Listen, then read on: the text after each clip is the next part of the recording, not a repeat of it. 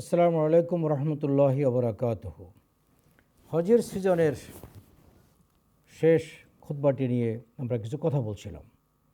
আর হজের সিজনের শেষের দিকে আসার কারণে আমরা একটা নতুন বিষয়েরও সম্মুখীন হচ্ছি।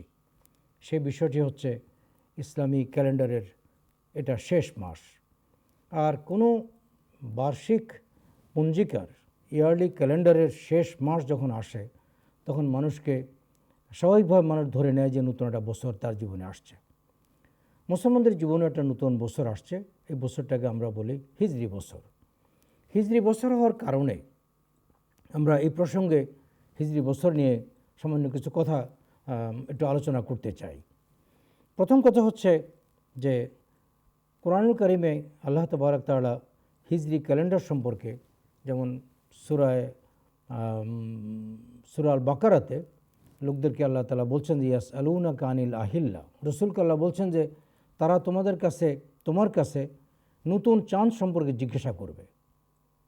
আকাশে যে চাঁদগুলো উঠে প্রতি মাসে এই চাঁদগুলো সম্পর্কে তারা জিজ্ঞাসা করবে। আল্লাহ রসুলকে আল্লাহ তাআলা বলছেন যে তুমি বলো এইগুলো হচ্ছে মানুষের জন্য স্থায়ী একটি নির্ঘণ্ট, এগুলো হচ্ছে স্থায়ী একটি ক্যালেন্ডার। আকাশের চাঁদকে স্থায়ী ক্যালেন্ডার বলার মাধ্যমে সত্যি কথা হচ্ছে ইসলামিক ক্যালেন্ডারের বেসিক কনসেপশনটা হচ্ছে এখানেই। ইসলামিক ক্যালেন্ডার আমরা জানি হিজরি ক্যালেন্ডার শুরু হয়েছে রাসূল আকরাম সাল্লাল্লাহু আলাইহি সাল্লামের যেদিন তিনি মদিনায় হিজরত করেছেন সেদিন থেকে। আজ সারা দুনিয়ার মুসলমানদেরকে যদি জিজ্ঞাসা করা হয় যে হিজরি মাসের এটা কোন সাল এবং কোন মাসের কত তারিখ, এটা অত্যন্ত লজ্জার বিষয় যে মুসলমানদের মধ্যে সম্ভবত শতকরা ৯৫% মানুষ যারা নন আরব দেশে বাস করেন তারা এটা বলতে পারবেন যে এটা আসলে কোন সাল কোন মাস। অথচ ইসলামিক ক্যালেন্ডারটা মানুষের জন্য ইবাদতের অংশ।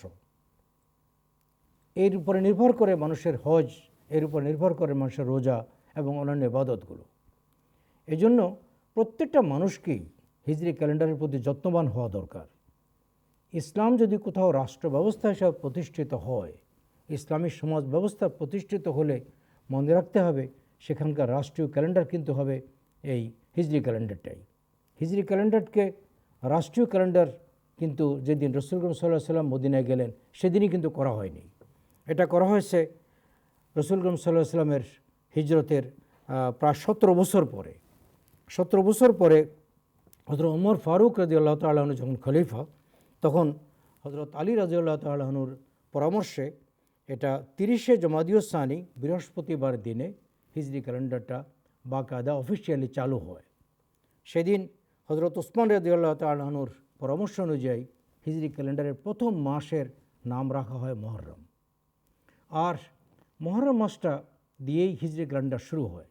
আর মাত্র কয়েকদিন পরেই আমাদেরকে নতুন বছরের প্রথম মাসে আমরা পুজব। যখনই কোনো একটা বছরের শেষ হয় তখন স্বাভাবিকভাবে আমরা কি করি? স্বাভাবিকভাবে আমাদেরকে যেটা করা দরকার, যেটা আমরা করি না, সেটা হচ্ছে যে আমরা বিগত বছরের একটা অ্যানালাইসিস করতে পারি, আমাদের কাজকর্মের একটা পর্যালোচনা করতে পারি যে আমরা এই বছরে আমরা অ্যাচিভমেন্টটা কী করেছি, আমরা কতটুকু অর্জন করতে পেরেছি আমার ব্যক্তি জীবনে, আমার সামাজিক জীবনে, আমার জাতির জীবনে, রাষ্ট্রীয় জীবনে কতটুকু আমরা অ্যাচিভ করতে পেরেছি। যতটুকু আমরা অ্যাচিভ করতে পেরেছি ততটুকুর জন্য আমরা আল্লাহ তাবারার কাছে তাবারাক তাআলার কাছে তৌফিক চাইব এবং তার শুকর আদায় করব। যে কতটুকু আমরা পারিনি ব্যক্তি জীবনে, জাতির জীবনে, সমাজ জীবনে, পারিবারিক জীবনে যে ব্যর্থতাটুকু আমরা আমাদের জীবনে রয়ে গেছে এটাকে আমরা শুদ্ধ করার জন্য পরবর্তী বছরে চেষ্টা করব। এটি হচ্ছে স্পিরিট। আর কোনো কিছুর বিদায়ের সময় এটা স্বাভাবিকভাবেই মানুষ কখনো আনন্দ করে না।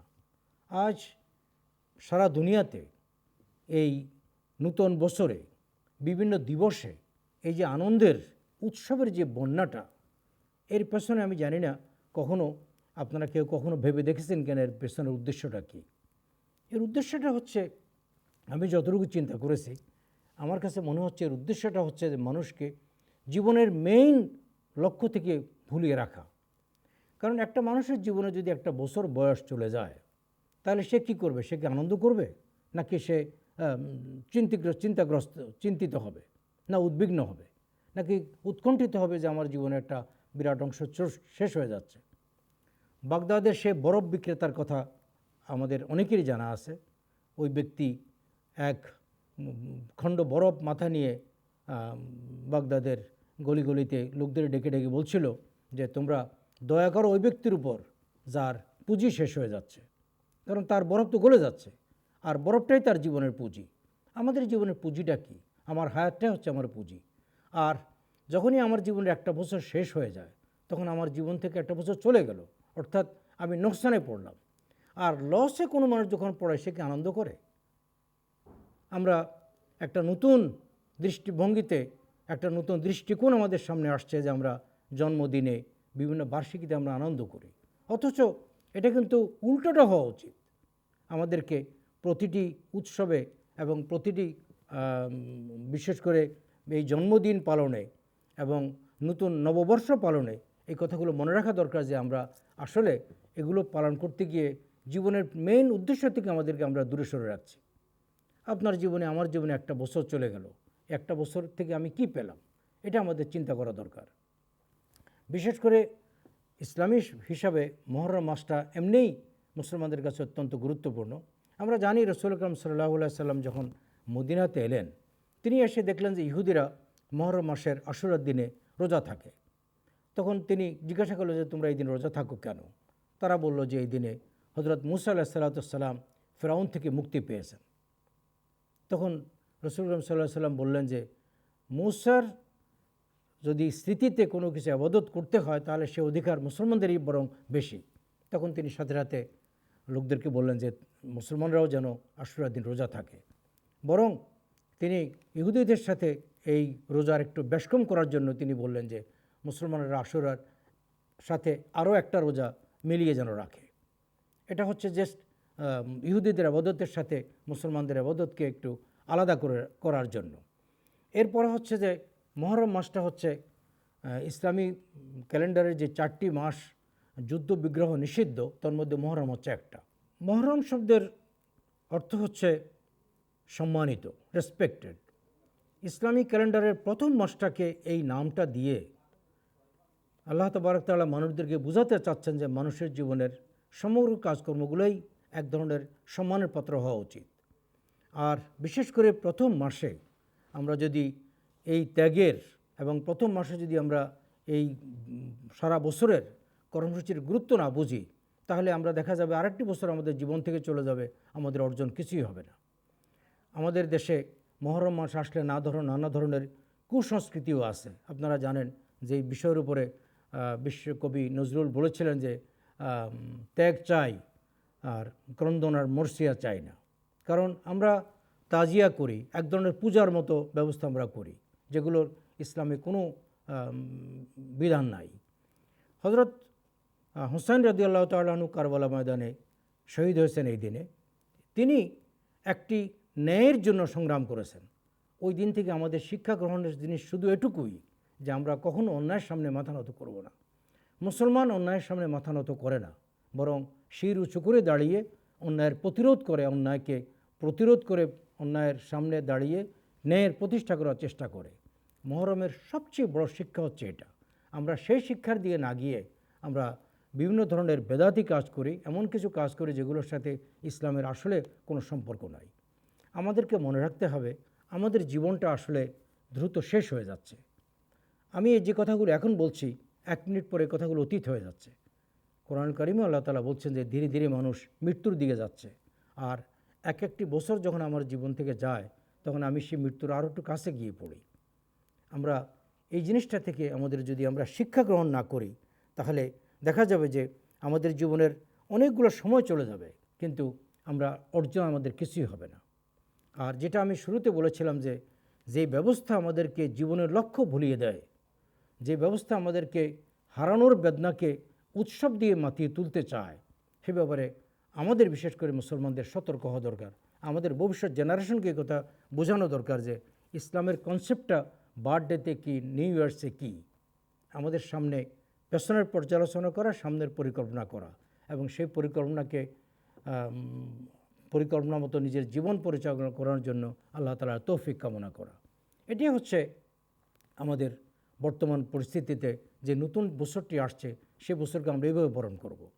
আর ওই বরণ করতে গিয়েই আমরা আল্লাহ তাআলার কাছে যে ধীরে ধীরে আমরা মৃত্যুর দিকে যাচ্ছি, এর জন্য আমরা তওবা করব, আমরা আমাদের জীবনের কাজকর্মগুলোকে যথাসম্ভব গুছিয়ে রাখব। অনেকেই মনে করেন যে বিশেষ করে যারা একটু কিশোর যুবক, তাদের সামনে শয়তান বলে যে তোমার জীবনে অনেকগুলো বছর সময় আছে, কেন দুনিয়াতে কোনো যুবক কিশোররা মরে না? কারো কি মৃত্যু আসে না? মৃত্যুর জন্য কারো কি কোনো বয়স প্রয়োজন? না। এই সত্যটাই হচ্ছে মানুষের জীবনের সবচেয়ে বড় জিনিস। আর এই সত্যটা উপলব্ধি করার জন্যই আমাদের কাছে এই বছরের সময়গুলো আসে, দিনের সময়গুলো আসে। আমরা ইসলামিক ক্যালেন্ডারের এই ইতিহাস থেকে এখন থেকে আমরা চেষ্টা করব যে আমরা আমাদের নিজেদের জীবনকে যথাসম্ভব গুছিয়ে নেওয়া আর আমাদের জীবনের অতীতের কার্যকলাপগুলোর ফেলিওরগুলোর আলোকে ভবিষ্যতের জীবনটাকে সুন্দর করা। আজ এই খুতবা থেকে বিদায় নেওয়ার সময় আমিও প্রত্যেকের সাথে এই কামনা করব যে গোটা উম্মত হিসাবে আমরা আমাদের ব্যক্তি জীবন, পারিবারিক জীবন, রাষ্ট্রীয় জীবন, সামাজিক জীবনে আমরা আমাদের পরবর্তী বছরটাকে আরও সুন্দর করার চেষ্টা করব। জাতীয় জীবনের হানাহানি দূর করার চেষ্টা করব, পারিবারিক জীবনের দ্বন্দ্বগুলো দূর করার চেষ্টা করব, নিজের জীবনের যেই পাপ পঙ্কিলতা অনাচারগুলো আছে সেগুলো দূর করার চেষ্টা করব। রাসূল আকরাম সাল্লাল্লাহু আলাইহি সাল্লামের খুতবার আলোকে আল্লাহ তাবারক তাআলার কাছে এই কামনা করেই খুতবাত রসুল্লাহর খুতবার এই এপিসোড থেকে আমরা আজকের মতো বিদায় নিচ্ছি। ইনশাআল্লাহ আবারও অন্য কোনো খুতবায় দেখা হবে।